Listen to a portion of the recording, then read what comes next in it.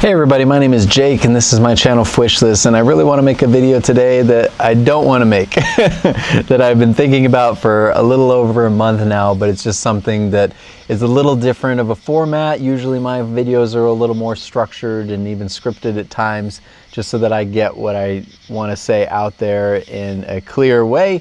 But this one is something that I've just been thinking about for a month, and I want to get it out there because I want people to have the opportunity to learn from my mistakes. I also want an opportunity for me to be able to look back and see where I've been, so I can do it a little bit different next time in case I forget, because we all forget.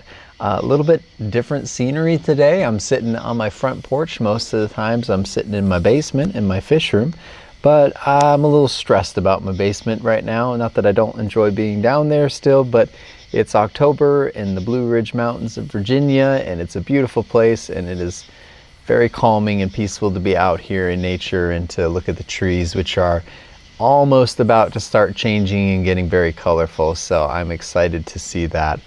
But I wanted to make this video a month ago, but I'm not the kind of person that can just whip out the camera when things are going wrong. I know some people will do that. I cannot get a camera out to film a dead fish. That just, for me, almost feels disrespectful to the fish. I know that sounds weird, but maybe some of you can relate to that. I care about each one of these creatures, and so a dead fish to me feels like I failed, and by putting a camera on them, I don't know. I mean, yeah, I've seen videos like that get a lot of views, but I don't want this for views. I want to learn from it. So I want to share some of these lessons with you, but I can never bring myself to like film it in the moment. I got to process it and hopefully, share something worthwhile.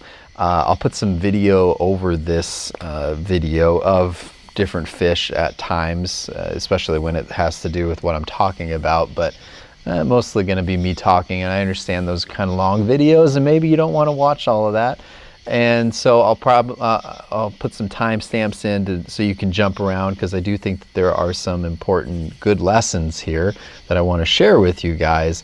But I understand you guys have lives, and maybe you don't want to watch a 15-minute video. So I will try to help you out as much as I can so you can at least get to the meat of it. So I think that's all I wanted to say to start, so let's get to it. I failed. As you figured out from the thumbnail and the title of this video, maybe from the picture, I failed at my Tropheus tank. All of my Tropheus are dead, unfortunately. Very sad. I'm upset about it, but it's been about a month, a little over a month now, so I should probably start moving on. But I want to talk about what I think happened and what I want to do different in the future. But let's start with where I started. So I really wanted Tropheus for the longest time. I started with a group of 12.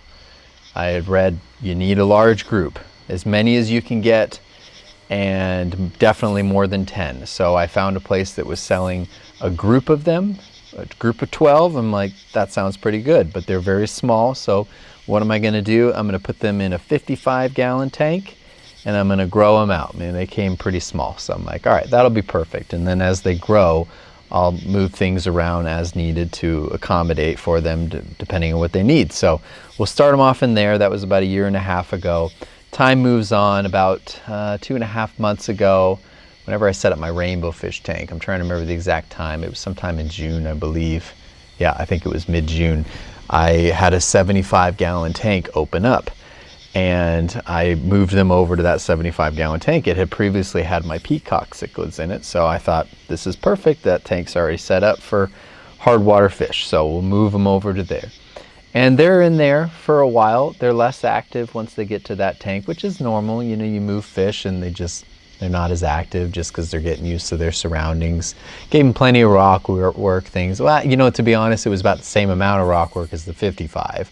But, and I'll talk about that rock work here in a second. But gave them rock work and put them in the 75-gallon tank. And they're just a little less active.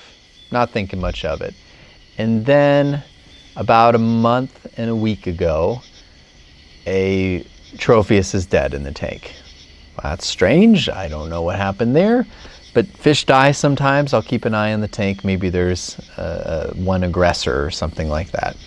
Another week goes by and there's 2 dead Tropheus. So now I'm down to 9 fish. And now I'm like, okay, something is wrong here. Sorry if you see me swat at a mosquito. Plenty of those in Virginia. So maybe there's something wrong here. I'm thinking it's aggression. And for the longest time, I was stuck on aggression. Somebody's killing somebody. So I decide to add some more rocks, give them some more spaces to claim territory, things like that. It was just a few days after that that I come home and there are 6 dead Tropheus in the tank. Just over a couple days later, I think it was. And I'm just like, oh my gosh, what just happened? Now I have 3 fish left. At that point, I'm like, well, the colony's gone. So I think the only chance that I have is to take these 3 fish and to split them up into 3 different tanks that I think they might survive in, and hope that I can just raise them as a solitary species. Within a week, those are all dead too. So what do I think happened? Well, I feel like the number one thing people talk about with Tropheus is diet.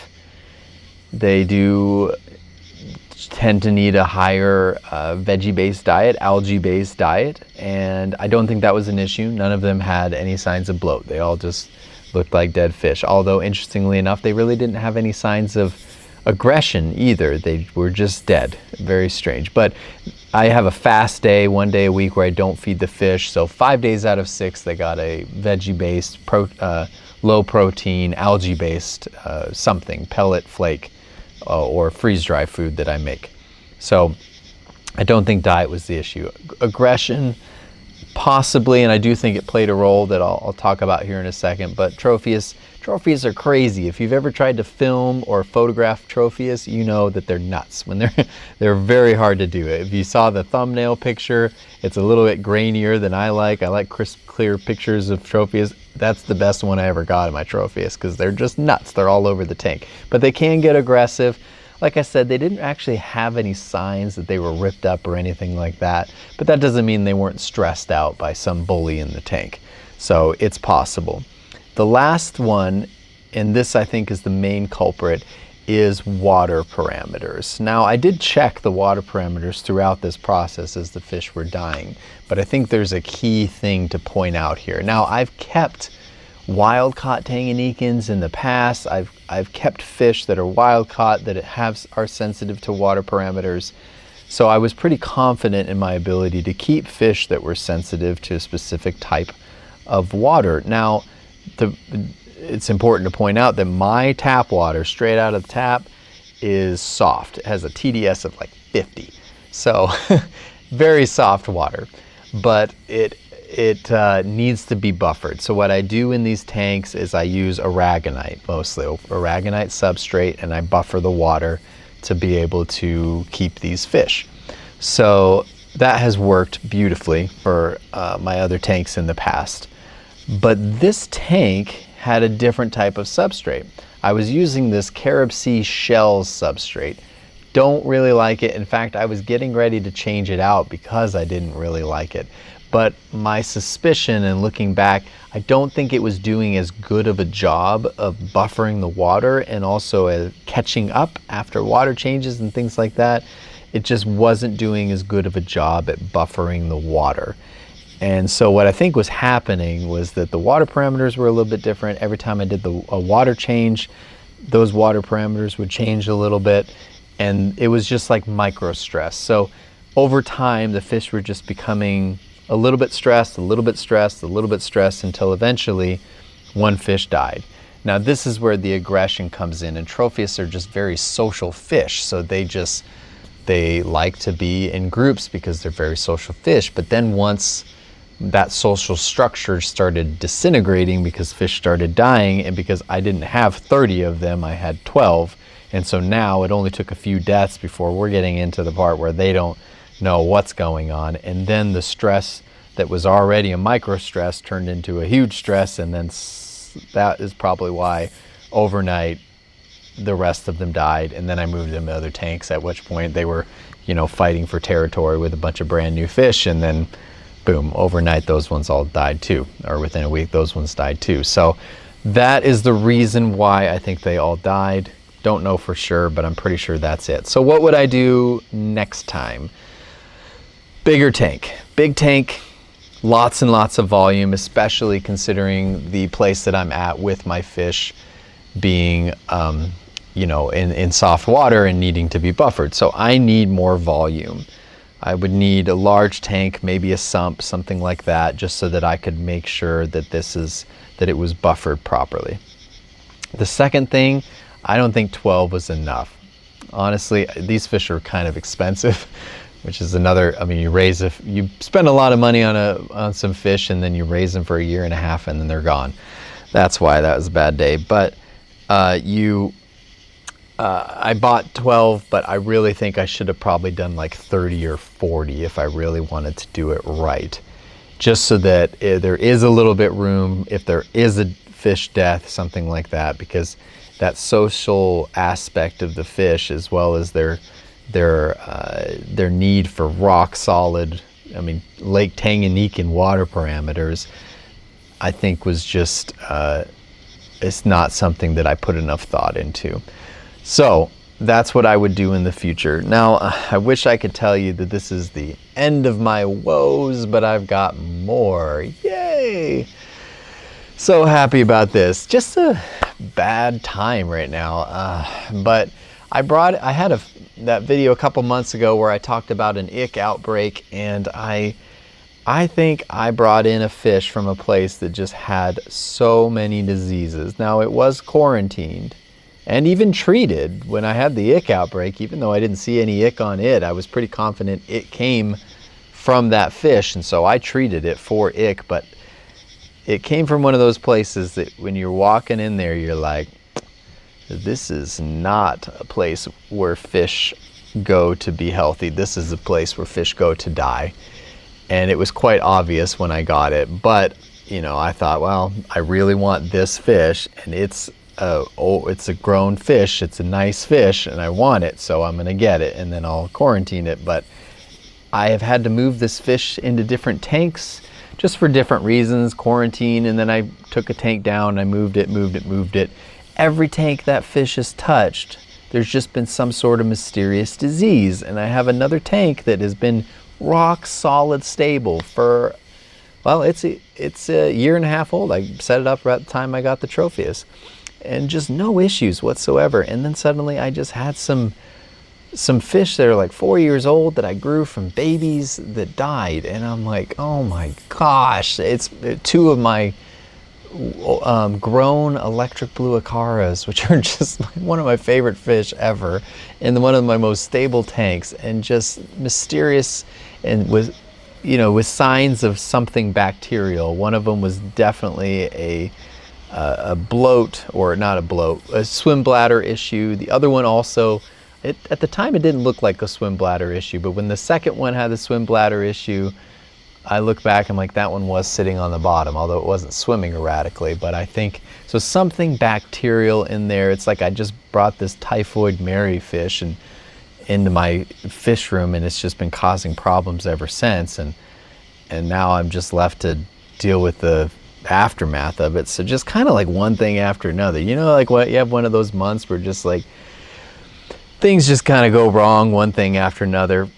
Really, really frustrating, but you know, I'm dealing with it. But this is the next part that I wanted to talk about, because I think this is my next lesson that I'm taking from this, is that, you know, I am a big fan of strategies, and I mean, my wife is a big Harry Potter fan, and she always jokes that I'm definitely a Slytherin, because I'm like, #winning. Like, I gotta win. So I'm like, everything I do, I gotta like come up with a strategy, and I gotta do it better, and I gotta come up with a system. So like keeping, I don't even know what I'm at, 35 fish tanks is a lot of work, but I'm gonna come up with a strategy and a system where I can, you know, catch things. And I do spend a good bit of time at least just watching my fish, making sure that they're looking healthy. So I'm not like neglecting the fish and not spending any time with them. I definitely am. But, you know, the things that take a while, the water changes, stuff like that, I'm like, you know, kind of just competitive like that. I'm going to come up with the way to do it the fastest so I can make sure I can keep healthy fish and things like that. But I need to reevaluate this process, because I think along the way, you pick up like micro bad habits where, you know, like maybe even though I test the tanks weekly, maybe I just let this one slide another week because it's right on the edge. And maybe, you know, I don't know, I'm just not as careful with things, or I'm just missing things. But I just need to reevaluate the process. So like things like I'm thinking about, you know, because I'm still coming up with strategies. If I'm going to make my tanks healthier, you know, I do believe in water changes. Sorry to all of those out there that want to say that there's no water changes necessary. I like to do water changes on my tank. It's not a big deal for me to do it, although I don't do it unless it needs it.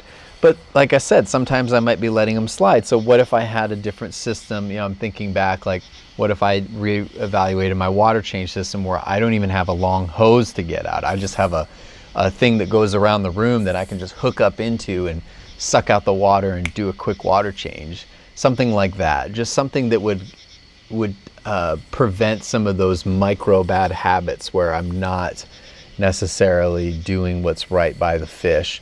Maybe even the types of food. I don't know. I haven't really come to a conclusion on all of it, but this is just the next lesson I'm taking, is that I need to find a way to avoid micro bad habits.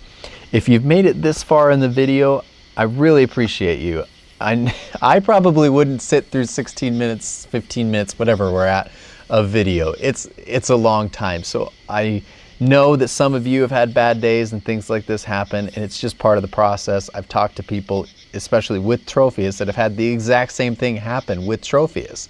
So I know that this happens. So I know that my bad day is not the only bad day that has ever happened, or my bad month. And I know that it'll turn a corner here soon and I'll go back to enjoying it.